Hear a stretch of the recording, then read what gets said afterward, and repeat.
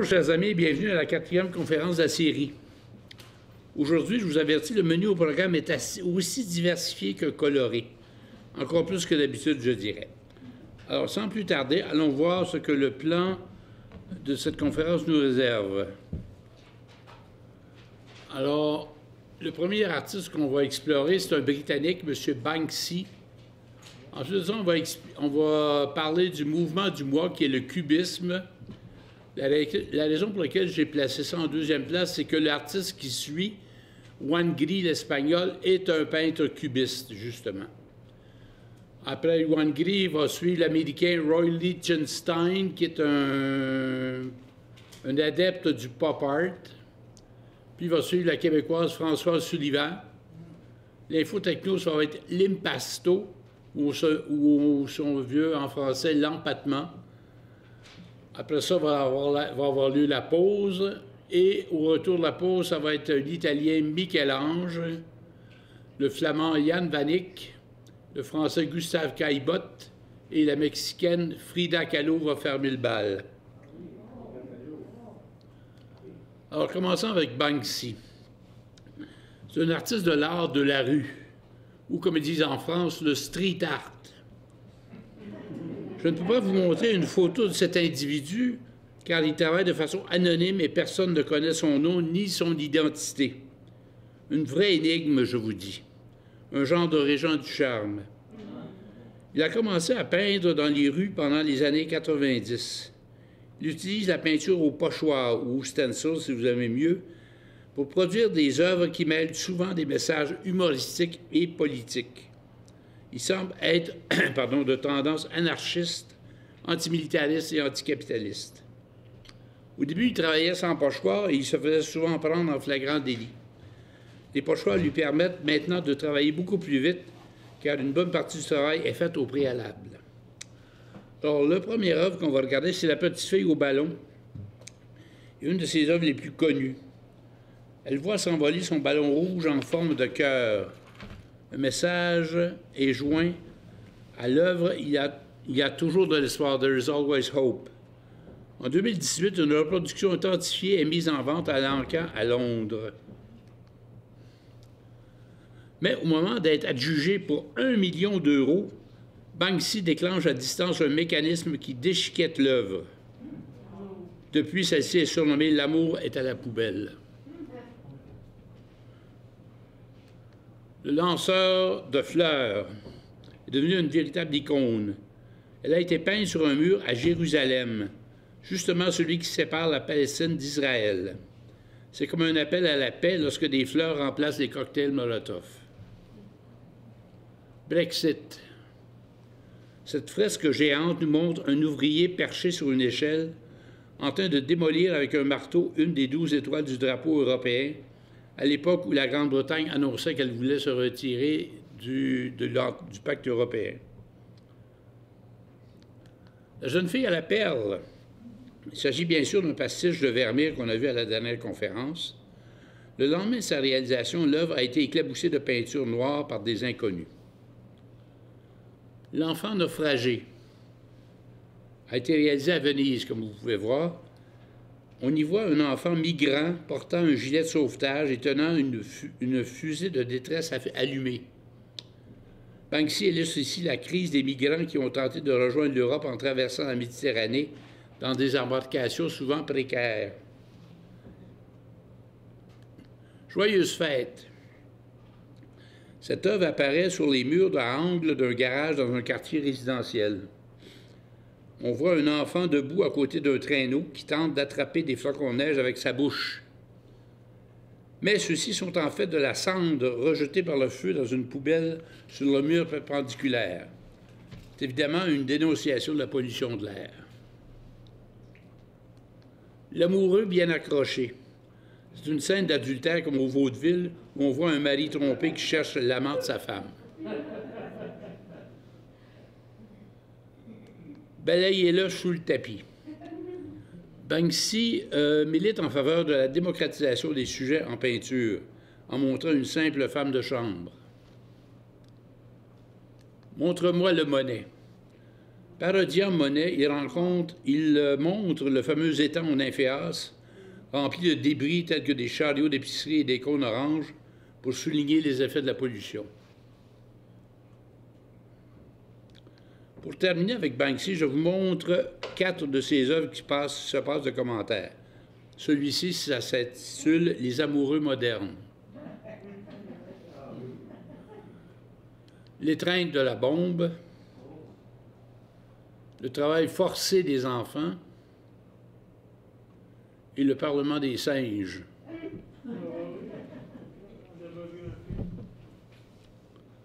Bon, maintenant, on va parler du mouvement du mois, le cubisme.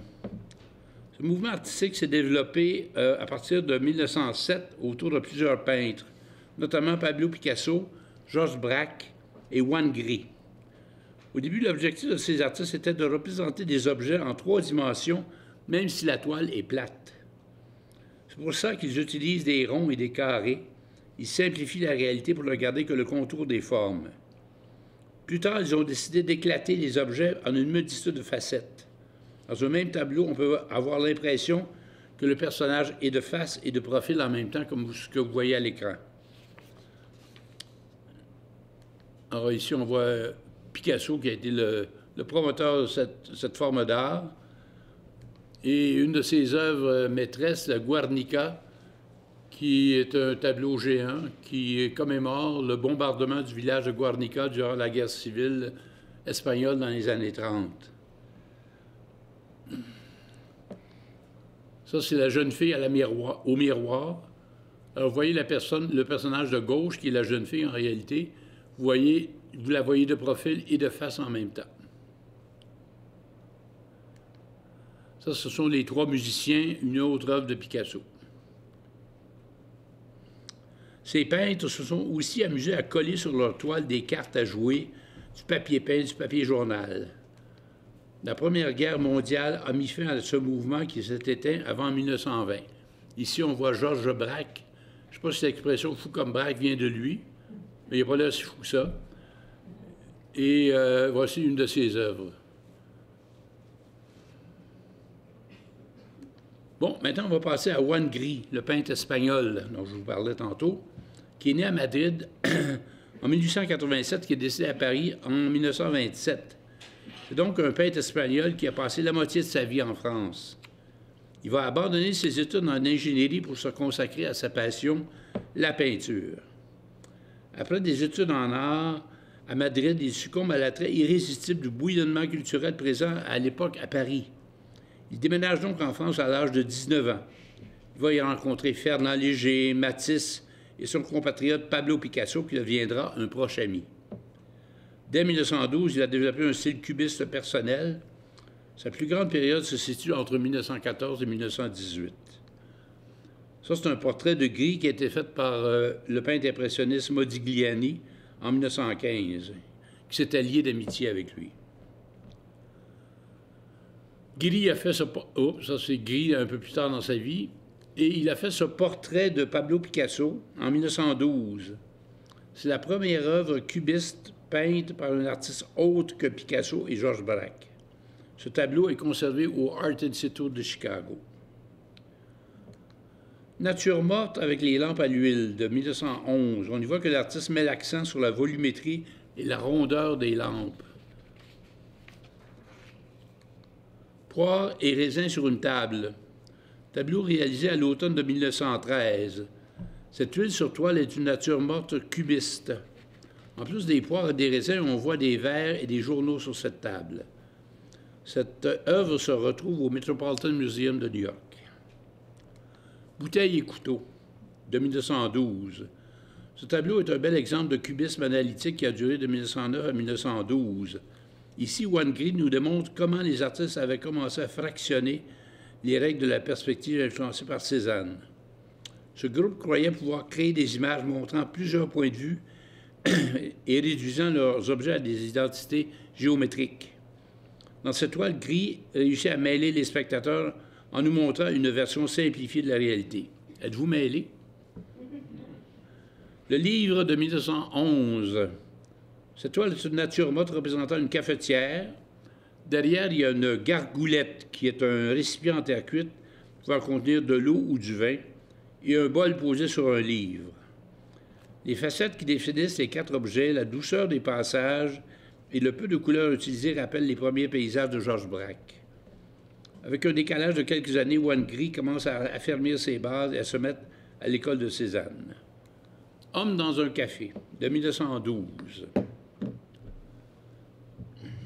Gris a utilisé un système complexe de grilles et de formes géométriques pour construire cette composition. On y voit un dandy attablé à un café-terrasse. Cet homme de bon goût et moderne, avec un haut de forme et un complet noir, pose une main sur une chaise et de l'autre, il tient une coupe d'absinthe.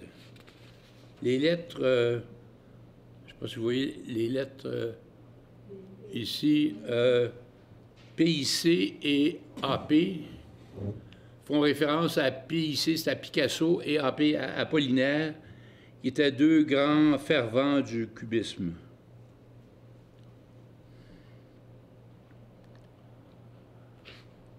Au plein milieu de la Première Guerre mondiale, soit en 1916, il y a eu la subversion artistique qui caractérisait l'avant-garde, laissant la place à une volonté d'apaisement. Tout s'est calmé, la France s'est réunie autour des valeurs traditionnelles. Alors, voici, c'est là que Gris a peint cette femme à la mandoline qui faisait référence à ce tableau de Corot qui a été fait en 1865. Femme au panier, de 1927. C'est la dernière toile importante de Gris. La femme, vêtue d'une tunique classique, est à la fois une présence réelle et une construction cubiste. Des plans de couleurs uniformes relient sa forme à celle du panier et à la fenêtre ovale derrière elle avec une maîtrise subtile. Je vous montrer 3 autres toiles de Juan Gris avant de terminer. Celle-ci s'intitule Le Canigou, de 1921. Nature morte avec une vue sur le massif qui est une montagne, le Canigou, qu'on voit en blanc à l'arrière-plan, à travers une fenêtre. La guitare de 1913 et une autre de 1914. Qu'est-ce que voulez-vous, quand on est espagnol, c'est forcément qu'on va représenter des guitares sur nos toiles. Alors, hélas, Juan Gris va mourir en 1927 d'une urémie. Salvador Dali dira de lui qu'il fut un plus grand peintre cubiste que Picasso, parce que plus vrai. Je prendrai cette déclaration avec un grain de sel quand on connaît la grande rivalité qui a toujours existé entre Dali et Picasso. Bon, là, on va aller tout à fait dans un autre genre avec M. Roy Lichtenstein, qu'on voit ici, qui était né à Manhattan en 1923 et il est décédé en 1997. Il a été un des artistes les plus importants du mouvement pop art américain, ou l'art populaire, si vous aimez mieux. Ses œuvres s'inspirent fortement de l'imagerie et du monde de la publicité de son époque, sans parler des comics ou des bandes dessinées. Look Mickey, de 1961. L'artiste reprend une scène de Disney montrant Donald Duck et Mickey Mouse pendant une mésaventure à la pêche. Lichtenstein veut coller de près à la culture populaire. Il veut aussi faire une satire de la production de masse de l'imagerie du divertissement. On voit les 2 copains à la pêche sur un vieux quai de bois. Donald, tout content, dit en avoir attrapé un gros. Il n'en est rien car son hameçon s'est pris dans l'arrière de sa veste. Mickey met la main sur sa bouche car il rit de la méprise de son ami. Le tableau montre Donald regardant dans l'eau qui réfléchit la signature RFL, je ne sais pas si vous voyez.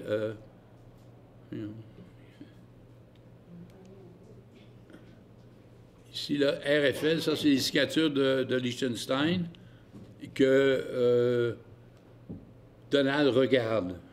Certains y ont vu un rappel du tableau du Caravage, Narcisse, qui est séduit par son propre reflet qu'on a vu à la dernière conférence. Le Popeye de 1961. On voit le célèbre matelot Popeye donner une raclée à Brutus qui aimait bien flirter avec son ami Olive. Les critiques ont interprété que Popeye serait comme les États-Unis au début des années 60, qui essayaient de se battre sur tous les fronts, au Vietnam, contre Cuba et contre l'Union soviétique. Wham!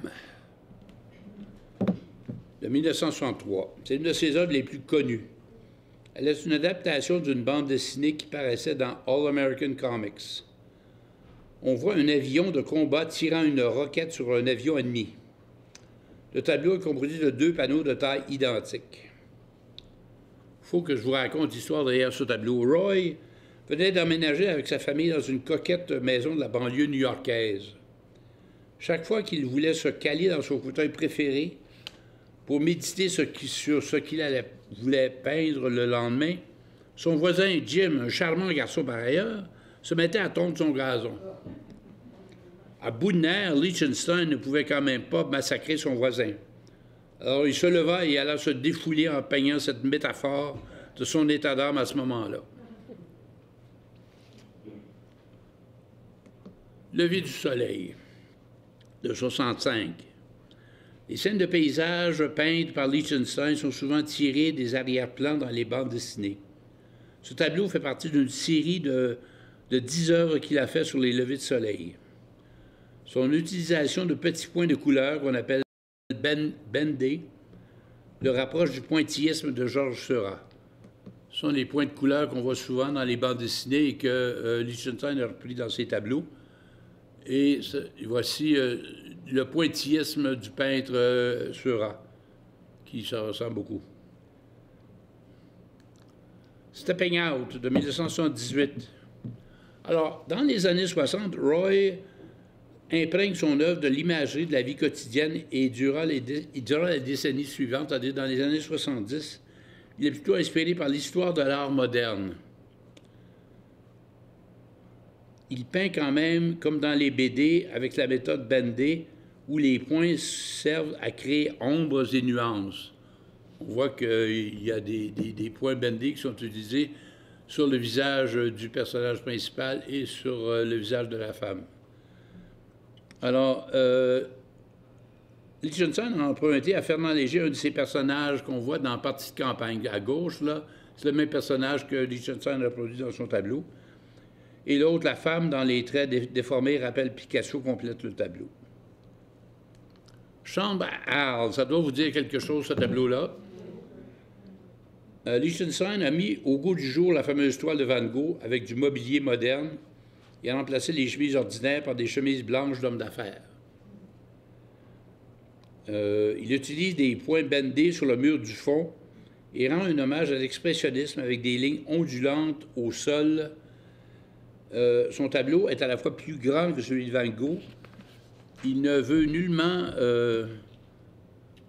rabaisser l'œuvre de Vincent et il pense que Van Gogh aurait apprécié cette toile. Dernier tableau de Lichtenstein, La fille en pleurs, de 1963. Ce tableau va au-delà du désir de créer une œuvre d'art comme des BD. On ressent toute l'émotion de la jeune fille. On voit qu'elle est profondément stressée, autant dans son regard que dans sa gestuelle. Lichtenstein veut montrer que dans les années 60, les femmes étaient vulnérables dans leur lutte pour l'égalité avec les hommes. The Pop Art a eu un grand succès mondial car éminemment facile d'accès.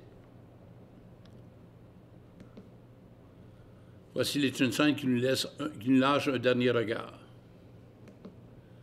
Françoise Sullivan, née à Montréal en 1923, elle a mené de front plusieurs carrières.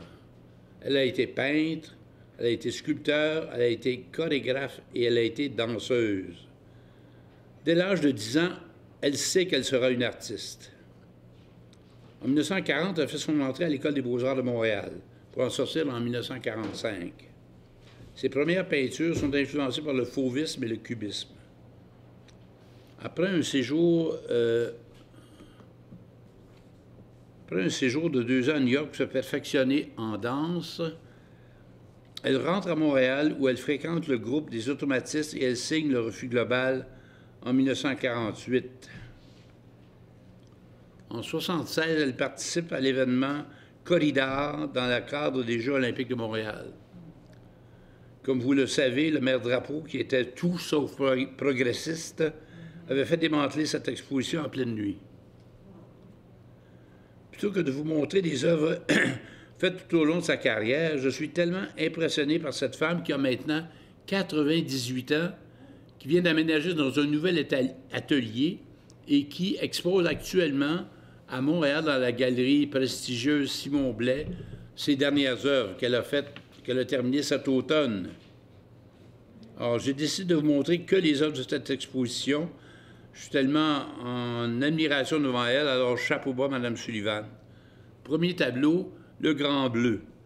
On y remarque des teintes profondes et vivifiantes.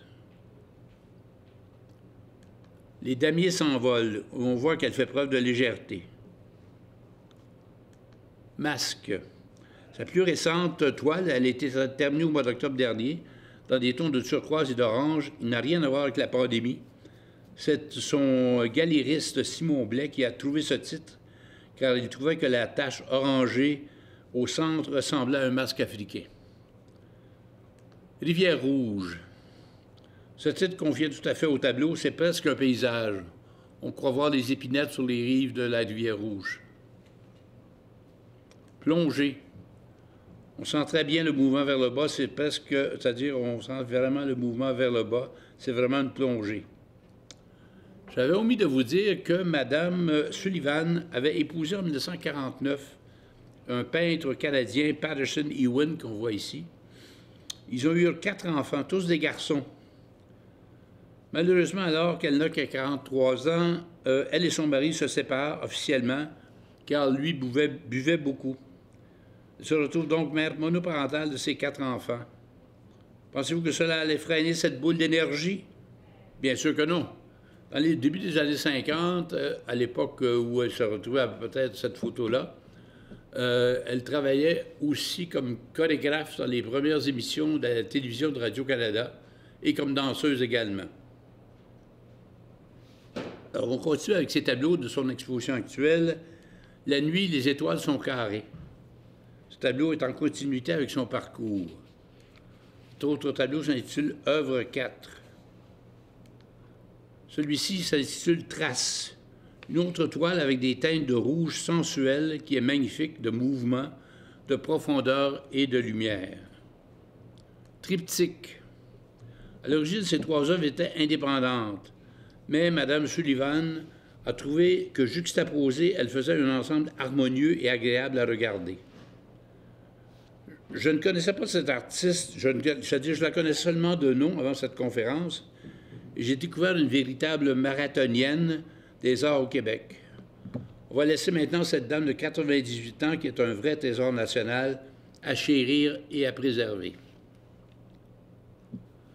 Je vais vous parler maintenant de l'info techno du jour, l'impasto. Ce terme italien signifie peinture en couche très épaisse ou l'empattement en français. Souvent, un couteau à peindre est utilisé pour l'appliquer, mais elles peuvent aussi l'être avec un gros pinceau. On utilise beaucoup de peinture de cette façon, mais l'effet produit peut être époustouflant. Lorsque sèche, la peinture en impasto peut sembler sortir de la toile. Les avantages de cette technique, c'est premièrement que le relief ainsi créé accroche la lumière. Deuxièmement, elle ajoute de l'expression et souvent du mouvement. Et troisièmement, finalement, l'impasto ajoute du relief à la toile. Van Gogh a souvent utilisé cette technique, notamment dans sa nuit étoilée au-dessus du Rhône qu'on voit ici, pour peindre son ciel agité et tumultueux. Hans Hofmann a utilisé cette technique à profusion, de même que M. Auerbach. Les scientifiques ont prélevé d'infimes quantités de peinture dans les impastis du grand Rembrandt pour connaître ses secrets dans cet autoportrait de 1642. À l'aide d'équipements très sophistiqués, ils ont découvert que cet artiste ajoutait une dose d'oxyde de plomb à l'huile, ce qui donnait une pâte qu'on pouvait manipuler à sa guise. L'impasto est une technique qui doit être utilisée avec circonspection, car elle peut souvent donner des effets grossiers. OK, alors on continue, pardon, avec Michel-Ange, parce que j'imagine que tout le monde connaît Michel-Ange, un des plus grands artistes que notre monde ait connu. Alors, il est né à Florence en 1475 et il est mort à Rome en 1564, soit à l'âge de 89 ans. C'était très vieux à l'époque. C'est un autre de ces artistes multitalentueux, car il a fait une carrière effectivement comme sculpteur, comme peintre, comme architecte, comme poète et comme urbaniste. Pour la conférence d'aujourd'hui, nous allons nous restreindre à sa vie de peintre. Alors, une de ses premières œuvres, c'est la conversion de Saint Paul. Vous connaissez tous l'histoire de Saint Paul sur le chemin de Damas. Saint Paul était, à l'époque, il s'appelait Saül, et il poursuivait pour le compte des Romains, il chassait les chrétiens. Et là, il était à cheval sur le chemin de Damas, il a été frappé par un éclair que Dieu lui a envoyé du ciel pour lui donner un choc. Il est tombé de son cheval, comme vous pouvez voir, et là, il a eu la révélation, et à partir de ce moment-là, il s'est identifié aux chrétiens. On voit ici un plus grand détail. Alors, Michel-Ange porte toujours une attention particulière à l'anatomie, à la musculature et à la forme de tous ses personnages. Cette approche de l'anatomie sert à améliorer le drame de l'ouvrage. Les poses et les mouvements créent une tension dans la scène, mettent en évidence la nature miraculeuse de l'événement. Une des grandes œuvres, l'œuvre maîtresse, si on veut, de Michel-Ange comme peintre, c'est évidemment la chapelle Sixtine au Vatican. C'est le lieu où, depuis le 15e siècle, les cardinaux se réunissent en conclave pour élire un nouveau pape. On y trouve sous la voûte les fresques que Michel-Ange a eu l'énergie et, je dirais, la persévérance de peindre de 1508 à 1512. Alors, il a fait, dans un premier temps, il a fait la voûte, et quelques 20 années plus tard, on l'a rappelé pour qu'il fasse le mur du fond qu'on voit là, derrière l'autel, et qui s'est appelé le Jugement dernier, de 1536 à 1541. Cette chapelle est surnommée la Bible des pauvres, car on peut être illettré et y comprendre toutes les histoires de l'Ancien et du Nouveau Testament. Alors, on va regarder quelques-unes des personnages qu'on retrouve dans la voûte. Alors, excusez, on voit une vue de la voûte là, en regardant vers le haut. C'est une voûte qui mesure 6000 pieds carrés. C'est pas rien. Alors, on voit une illustration de comment Michel-Ange peignait la voûte de la chapelle Sixtine. D'abord, regardez, il est très, très haut. Vous regardez, vous voyez des moines en bas, là, des tout petits personnages. Alors, il montait, chaque jour, il montait sur l'échafaudage et il se couchait sur le dos. La peinture, évidemment, lui tombait dans le visage et sur ses vêtements, forcément. Et il s'éclairait à la bougie pour essayer de mieux voir, parce qu'il était loin des fenêtres du bas. Alors, il a fait ça pendant 5 ans, pour venir à bout de peindre tout le 6000 pieds carrés de la voûte. Excusez-moi. Oui. Vous dites, c'est qui il ne peut pas se peinturer pendant qu'il peinture? C'est qui a fait le tableau? Ah non, c'est une illustration de quelqu'un d'autre, là. Non, c'est pas de lui, ça, pas du tout, non, non. Bon, alors, on va regarder ces différents personnages qu'on retrouve dans la voûte. Celui-ci s'appelle un homme Isaïe, qui était peint en tout début de la fresque, là. Il faisait partie d'une série, il y a plusieurs éléments qui sont répétitifs à travers la fresque, dont une série qui s'appelle Les Voyants. Ce sont des personnages qui sont tous assis sur des trônes et flanqués de jeunes assistants. On dirait que le personnage principal ici vient d'arrêter sa lecture en mettant son livre sous son bras pour se tourner vers le garçon bouclé à ses côtés. Il semble inquiet à en juger par son air et jusqu'à ses pieds qui sont croisés. Le jeune garçon à côté de lui a une belle tête et un regard éveillé, pour dire le moins. Ignudo. C'est l'expression utilisée par Michel-Ange pour décrire les 20 nus masculins assis qu'il a incorporés dans les fresques du plafond. Alors, ils sont disséminés un peu partout sur la voûte. Ces personnages masculins sont tous jeunes et athlétiques, comme vous pouvez voir. La création d'Adam. Cette scène la plus célèbre de la chapelle Sixtine. Dans cette image, Adam et Ève se font face. Dieu flottant dans le ciel, entouré d'anges et vêtu d'un manteau fluide, agité par le vent. Certains ont vu dans le manteau rouge qui entoure le personnage céleste un utérus.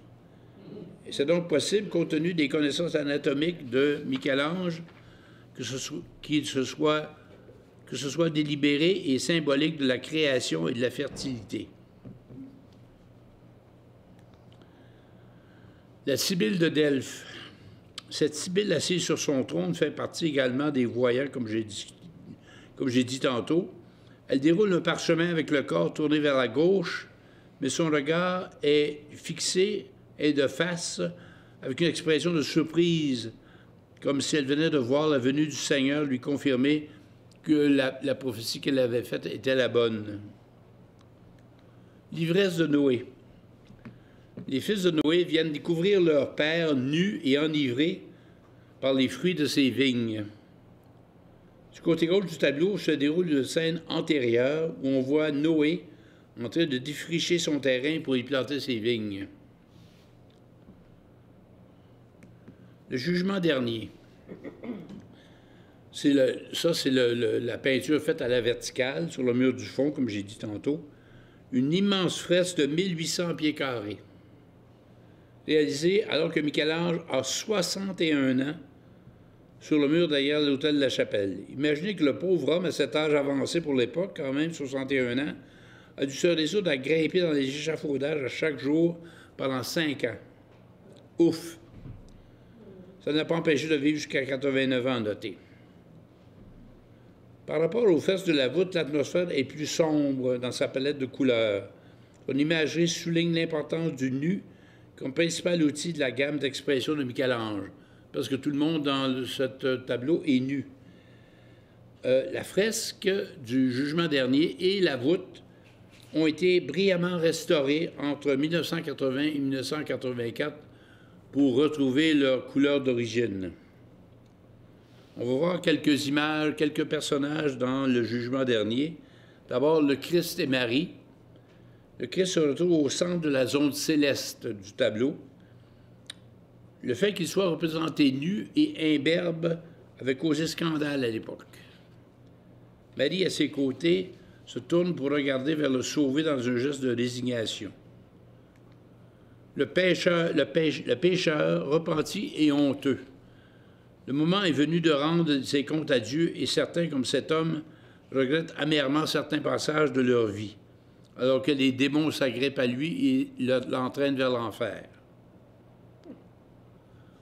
On va passer à un autre tableau, on va sortir de la chapelle Sixtine, un tableau fait par Michel-Ange pour un riche florentin qui s'appelle Tondi Doni. On a vu dans une des conférences qu'un tondo, c'est un tableau circulaire, comme rotondo, une rotonde. Alors, celui-ci s'intitule Tony Doni plutôt. Alors, on voit que dans le tableau, la Sainte Famille, où Saint Joseph tend l'enfant Jésus à Marie. La composition de l'œuvre est pyramidale. Les personnages nus à l'arrière-plan correspondent à l'époque du paganisme, tandis que les personnages de l'avant-plan se rapportent au Nouveau Testament. On voit dans le coin à droite, on voit Saint Jean-Baptiste qui fait le lien entre les deux époques.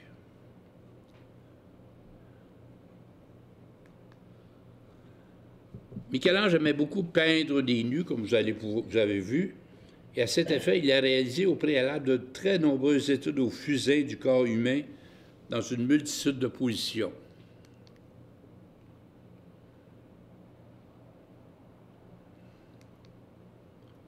Même ces études sont des véritables chefs-d'œuvre à mon avis. Est-ce qu'il y en a qui ont des questions sur Michel-Ange? On va passer au suivant, Jan van Eyck. qui est un peintre flamand de la fin du Moyen Âge.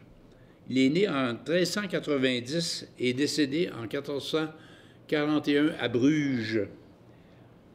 Il est célèbre pour ses portraits d'un naturalisme minutieux.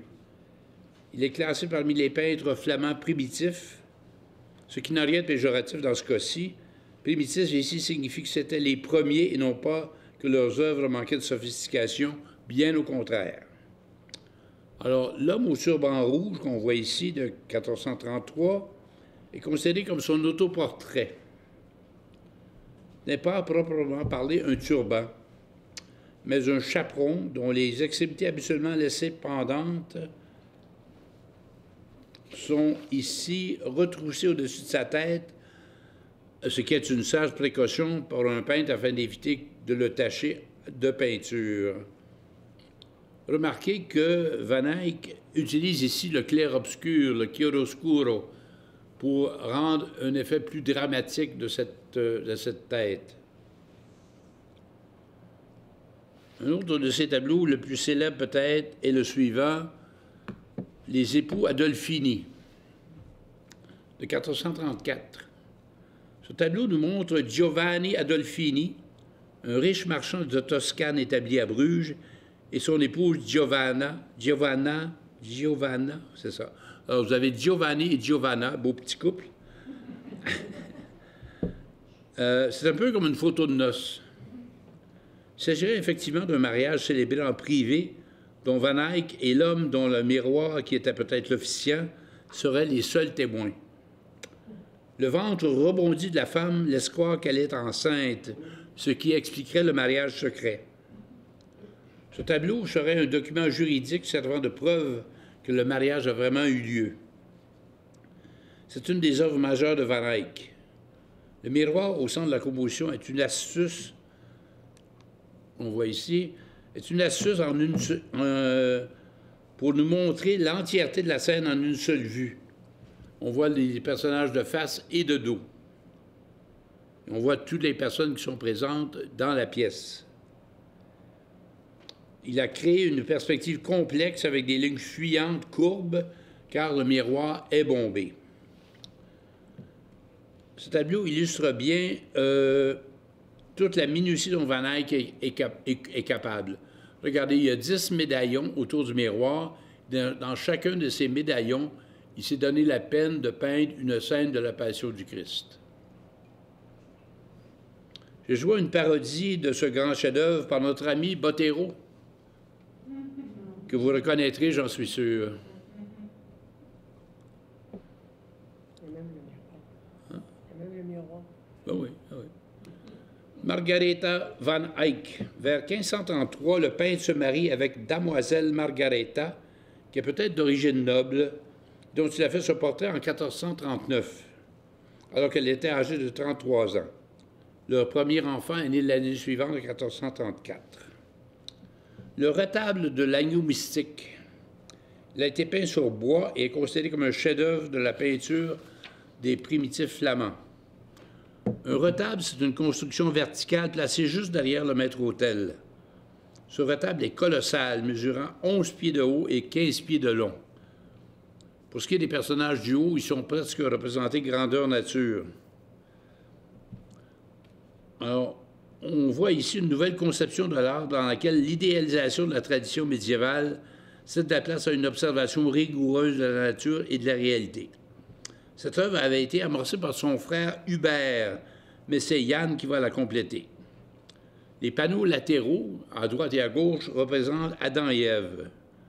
Leur nudité est accompagnée de vignes. Adam semble vouloir sortir de son cadre, donnant au tableau un aspect tridimensionnel. Ève tient dans sa main non pas la traditionnelle pomme, mais un petit agrume. Au 19e siècle, pruderie oblige, ces panneaux ont été remplacés par des reproductions d'Adam et d'Ève vêtus. Le personnage central, vêtu de rouge, est reconnu comme étant le Christ Majesté, représenté sous les habits d'un grand prêtre. Le fait que le personnage porte une triple tiare sur la tête vient confirmer cette opinion. Autre tableau. La Vierge du chancelier Rollin. Peint en 1435 pour Nicolas Rollin, chancelier du duc de Bourgogne. La Vierge est enveloppée d'un manteau rouge et un ange tient une couronne au-dessus de sa tête. L'enfant Jésus porte un globe surmonté d'une croix. Le chancelier à gauche est agenouillé sur un prie-dieu avec un livre ouvert sous les bras. Une scène lointaine dans le paysage comporte tous les détails de la vie terrestre avec activité. On voit dans l'arrière-plan, là, vous allez voir en plus grande échelle, on y voit une ville, des ponts sur un fleuve, avec plusieurs personnages et animaux bien détaillés. Deux mondes sont révélés. Derrière le chancelier, il y a des maisons et le pouvoir politique. Derrière la Vierge, une cathédrale et des églises de la Cité de Dieu. Je vais vous montrer trois autres œuvres de Van Eyck. La Vierge et l'enfant, de 1433, où la Vierge est en train de donner le sein à Jésus. L'homme au chaperon bleu, de 1439. Et le portrait du Christ, de 1440. Est-ce qu'il y en a qui ont des questions sur Van Eyck? On va passer en France avec M. Gustave Caillebotte, qui est né en 1848, qui est mort à Paris en 1894. Il a été un peintre français, mais aussi un collectionneur, un mécène et un organisateur de 4 expositions tenues par les impressionnistes. Passionné de voile, il est aussi un architecte naval et un régatier qui a laissé sa marque. À la mort de son père en 1874, un héritage considérable de 2 millions de francs sera séparé entre sa femme et ses 4 enfants, qui étaient tous des garçons. Caillebotte a donc eu la chance de mener une vie à l'aise et il a pu se livrer sans souci à sa passion, la peinture. Caillebotte est classé parmi les peintres impressionnistes, pas tellement parce que dans son style était plutôt d'être un peintre réaliste. Ça, ici, c'est un autoportrait, plutôt qu'un peintre impressionniste, mais dans ses sujets qu'il aborde, vous allez voir des sujets quotidiens, parce que lui, il habitait Paris, alors il y a beaucoup de scènes de rue dans Paris et aussi des scènes de voile, parce que c'était une de ses passions. Il est plutôt impressionniste par ses sujets que par son style, autrement dit. Alors, un premier tableau, les raboteurs de parquet. À l'époque, dans les maisons et dans les palais, il y avait des planchers en bois franc, comme maintenant. Sauf qu'après un certain temps, il fallait les restaurer, leur rendre leur lustre d'origine, et il n'existait pas de sableuse comme on utilise aujourd'hui. Le travail se faisait à la main, et c'était un métier que de raboter les planchers pour leur enlever une couche superficielle de bois pour permettre d'enlever l'usure et les saletés qui étaient incrustées pour pouvoir appliquer probablement une nouvelle couche d'huile pour lui rendre son lustre d'origine. Alors, ce tableau, peint en 1874, avait été refusé par les académiciens du Salon de Paris parce qu'ils jugeaient que le sujet était d'une banalité sans intérêt. Aujourd'hui, c'est un joyau du musée d'Orsay à Paris. C'est cet échec qui va rapprocher Caillebotte des impressionnistes. Le talent de Caillebotte a été souvent méconnu, sauf aux États-Unis. Le public francophone ne l'a découvert, semble-t-il, que dans les années 1990. Un de ses frères s'appelait Martial et il était un photographe de renom, en plus de s'adonner au jardinage avec passion. Un autre tableau de Caillebotte, rue de Paris par un temps de pluie. Alors, vous voyez, c'est vraiment un style réaliste, c'est pas un style du tout impressionniste. Alors, il a voulu rendre compte de la grandeur de Paris et de sa beauté en structurant sa toile et en faisant grandeur nature, en peignant le Paris des larges boulevards, des immeubles élégants de 6 étages préconisés par l'urbaniste Haussmann. Il montre un espace harmonieux mais monotone, surtout sous la pluie. Ce tableau que j'aime bien se trouve au Art Institute de Chicago. Le pont de l'Europe. Caillebotte met en scène les transformations au cœur de Paris lors de la Révolution industrielle. Les peintres se retrouvent près de la gare Saint-Lazare, qui venait d'être construite, parce que les trains à vapeur n'existaient pas depuis très longtemps. Là, ils avaient une gare en plein cœur de Paris où les trains à vapeur pouvaient se rendre. Pendant que Monet captait les volutes de fumée des trains à vapeur, son ami Caillebotte, spécialiste des scènes urbaines, peint la métamorphose du quartier, dont ce nouveau pont au-dessus de la Seine, le pont de l'Europe, ça s'appelle. Il a peint également le boulevard Haussmann sous la neige. Caillebotte peint depuis son appartement cette remarquable scène hivernale. Je dirais que ce tableau-là est peut-être à la limite impressionniste. Femme étendue sur un divan. Caillebotte a peint très peu de nus. Même si ce tableau peut être provocateur par son réalisme, son ambiance est ambivalente. Il n'est ni exagérément érotique, ni évocateur de la mythologie, qui étaient alors les deux thèmes tellement courants dans les nus féminines de cette époque. Néanmoins, on peut admirer la technique de ce peintre sur la représentation chatoyante qu'il a faite de la literie de la dame. Jeune homme à la fenêtre. Il représente son jeune frère René, debout à la fenêtre devant un balcon de l'hôtel particulier de la famille Caillebotte. Ce tableau vient tout juste d'être vendu aux enchères pour la somme de 53 millions de dollars au musée Getty de Los Angeles, qui qualifie cette toile de chef-d'œuvre du réalisme urbain moderne du 19e siècle. Les canotiers. Caillebotte crée une tension entre le plan le plus rapproché et la profondeur du tableau. Il est remarquable de noter que le bras du rameur au premier plan semble presque sortir de la toile. Ce que j'apprécie dans ce tableau, c'est la façon dont le peintre a su rendre avec réalisme la blondeur du bois à l'intérieur de l'embarcation, qui contraste joliment avec le vert des flots autour.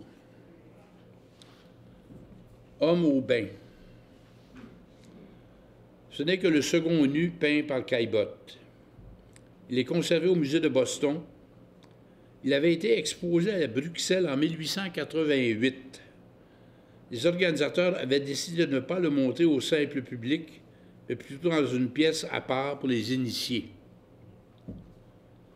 Payé 17 millions de dollars par le musée de Boston en 2011, son achat a causé une controverse car le musée avait dû vendre des toiles de Renoir, Gauguin, Sisley et Pissarro pour se permettre cette acquisition.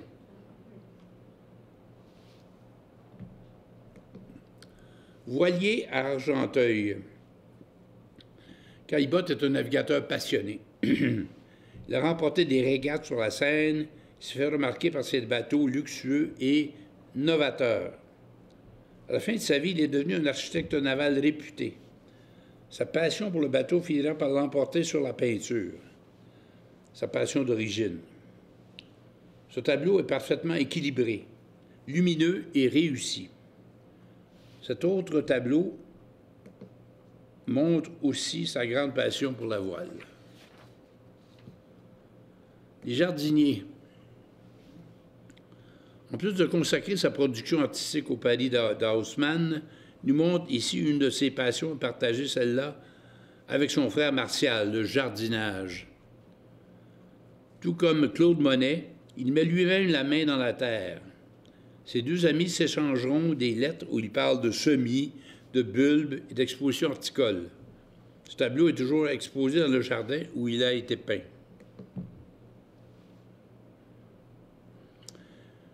J'ai omis de vous parler de Caillebotte, le collectionneur d'œuvres d'art.